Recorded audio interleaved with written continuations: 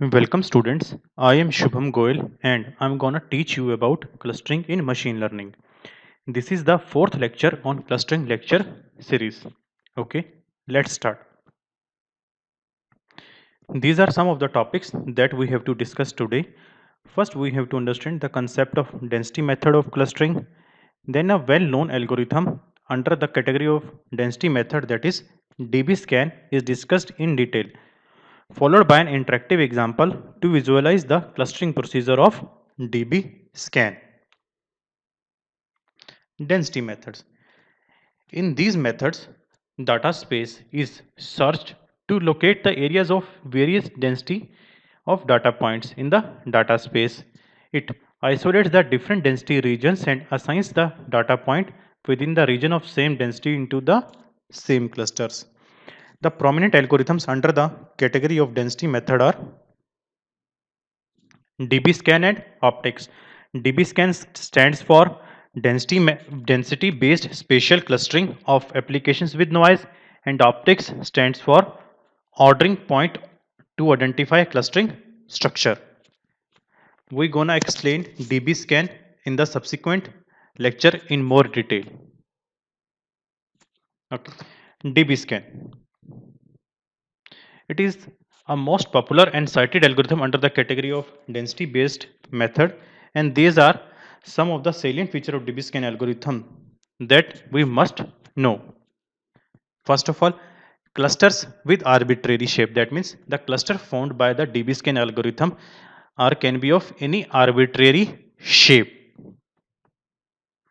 Good performance for spatial data like geographical data means if you have some spatial data like geographical data, some space imagings, then this DB scan is more beneficial and have good performance as compared to other algorithms. Spatial data can be of any type. Good efficiency on large data sets means if your data sets are very large, then DB scan can be much more efficient for you. Prerequisite. Here prerequisites are just two in number that we will discuss in the upcoming lecture, that what are these two parameter, but here just two prerequisites are there.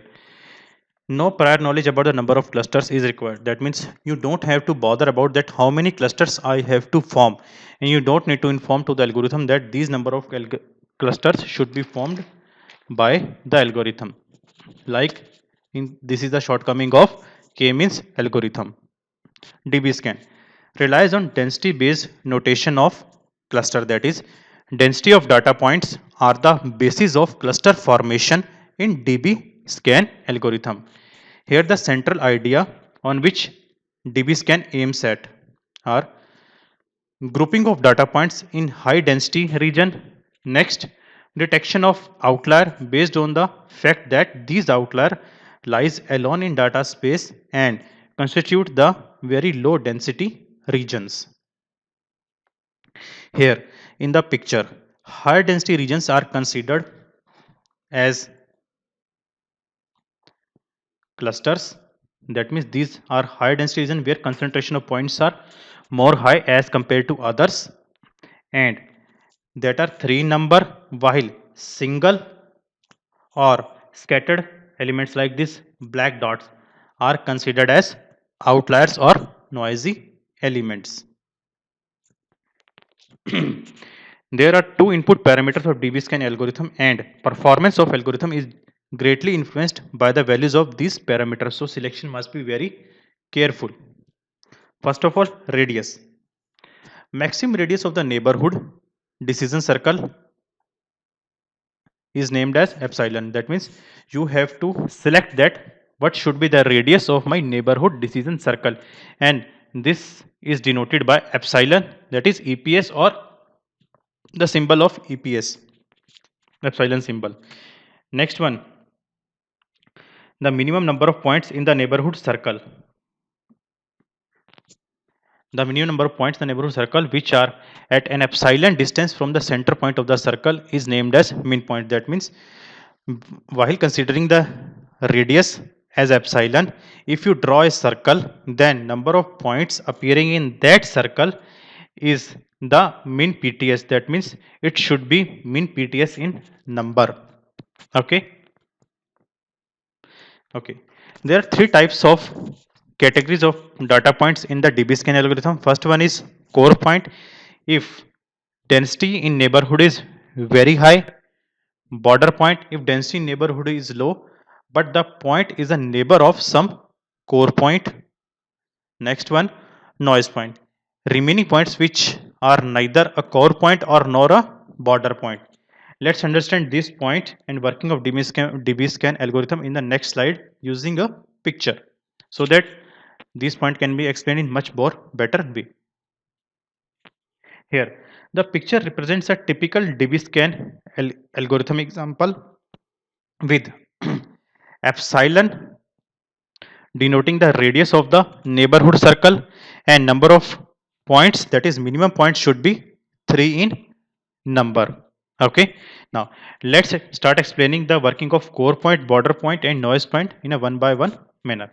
First, what you have to do is first select a random point in a data space and consider it as a center of the circle. Like suppose we have considered this point from the data space and consider it as center of the circle, and with epsilon radius, that is with epsilon radius, draw a circle around this point, consider it as a center.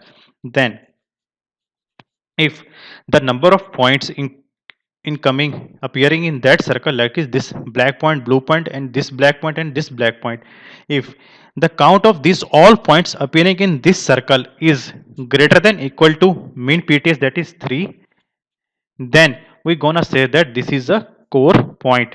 So label this point as a core point and mark it as a visited point. Like we can count that here number of points are 4, 1 2 3 4. So here this point will serve as a core point.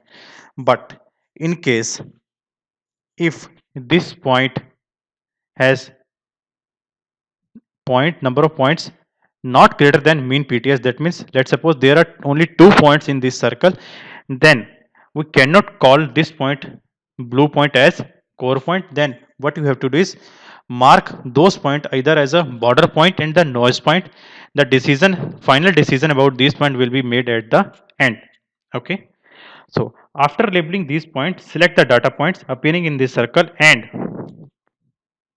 now we have labeled this point either as a core point or border point or noise point. Okay, then what you have to do is consider all the points appearing in that circle in one by one manner and repeat the same procedure. Like suppose we are considering this point, now draw a circle with epsilon radius considering this point as the center. Okay, now here analyze that number of points appearing in the circle drawn with this point as center are greater than mean PTS or not. If yes, then mark it as a core point, otherwise border point or noise point. Okay, similarly, if after visiting all of these points appearing in this circle, okay, let's suppose there are some points here and these are unreachable from this core point. Now these are unvisited points. Now you have to start visiting this point and take a random point here by considering at a center, draw a circle with epsilon radius, then again repeat the process that this is a core point, border point or a noise point. Okay, once your all points are visited, now select the points which are labeled as border point or noise point. So if the point, let's say, let me consider this point, if we draw a circle using this point with epsilon radius, then you will not have number of minimum points as 3, it is less than 3. Now so if this point is neighbor of some core point, only then this point is named as the border point. Okay, otherwise this point name as the noise point. Like if we take this point, this is not a core point, sorry, this is not a neighbor of any core point, so this is named as the noise point. Okay, like in the picture these blue points are named as a core point, the black circles are known as the border point, and the simple circle unfilled circles are named as the noise point. So here the main point is that you should draw a circle with consider any point at the center. If number of points appearing in that circle are greater than mean PTS, then it is a core point. If not, then it can be a border point or the noise point. That selection will be made at the end. So visit all the points appearing in that circle in one by one fashion and repeat the same procedure of drawing the circle and counting the number of points. In the end, select the points which are marked as the border point or the noise point. If the point is the neighbor of some core point, then it is marked as a border point. Otherwise, it remains a noise point. Okay. There were more concept that we must know. Density, directly density reachable. So a data point Q is directly density reachable from a data point P if P is a core point and Q is at epsilon distance or epsilon distance neighbor of a P. Let me explain with the help of some figure. Okay. Here we have taken some figure in which number of main points are 6 and epsilon is the radius. Suppose we have drawn this circle, we can count that number of points appearing in this circle is 1, 2, 3, 4, 5, 6, considering P as the center. Now P is the core point. Okay. Now let me repeat this procedure using the Q. So when we draw a circle of epsilon radius using Q point, then you are getting number of points as 3. That means Q is not the core point. Okay. So here Q is directly density reachable from P and Q is the border point. So we can also say that if point is a neighbor of some core point and don't have the minimum points, it is known as the border point. And or we can also say that if the point is directly density reachable from some core point, then it is also known as the border point. So here are some questions for you. Suppose tell me P is directly density reachable from Q or not.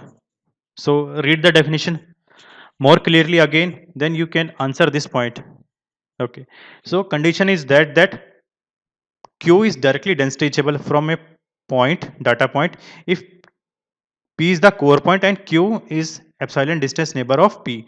So if we're saying that P is directly density reachable from Q, then Q must be a core point.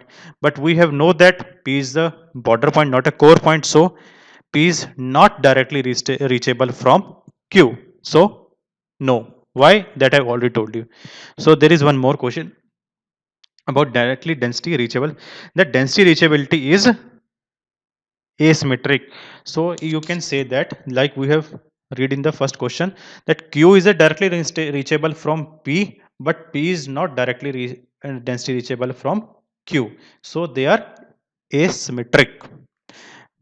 Okay. Okay. So these are the steps to be followed in DBSCAN algorithm. This point I have already explained. So let me read the points. Begin with selection of an arbitrary starting point that has not been visited. The neighborhood of this point are all points at epsilon distance from it. If there are number of points in the neighborhood that is greater than equal to mean point, then the clustering process starts and current data point becomes the first point in the new cluster and labeled as the core point.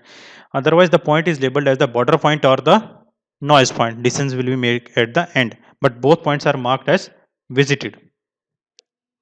For this first point in the new cluster, the points within its epsilon distance neighborhood also become the part of the same cluster that we understand. Repeat step 2 and 3 until all the points in the cluster are determined, that is all points within the epsilon neighborhood of a cluster have been visited and labeled. Once we are done with the current cluster, the new unvisited point is retrieved and processed, and the process is repeated. Among the points labeled as boundary of the noise, the points which are at directly density reachable from core point are labeled as boundary point and are the members of cluster to whom that core point belong. Okay. All the remaining points are the boundary. Labeling becomes the noise or outliers. Okay. So here is an interactive example in the picture to show you the working of DBSCAN algorithm. Here you can see that that first we are visiting the points at the outer circle because we have randomly select a point from the outer circle. So here the clusters are formed. You can also say the clusters are forming here to get you the clusters. Okay, you can see the process again, that these clusters are formed and are of equal radius in counting the number of points. So if points are greater than mean point, then these are named as core point, otherwise noise or boundary. So here some points are the noise point and some point are the boundary and some are the core points. So after cluster formation with blue, green, yellow and red colors, some points left like this point, this point. So this point becomes the noisy element. You can see the procedure again, that how the circles are forming and how dbscan is proceeding. Now we can say that this is have four cluster, because one cluster complete, second one blue one, third green and yellow, because these are the different density region points, like I have told you in dbscan density region, the formation the cluster. Okay, so these are some points that we have learned today. What is density method? Next, dbscan with its salient features.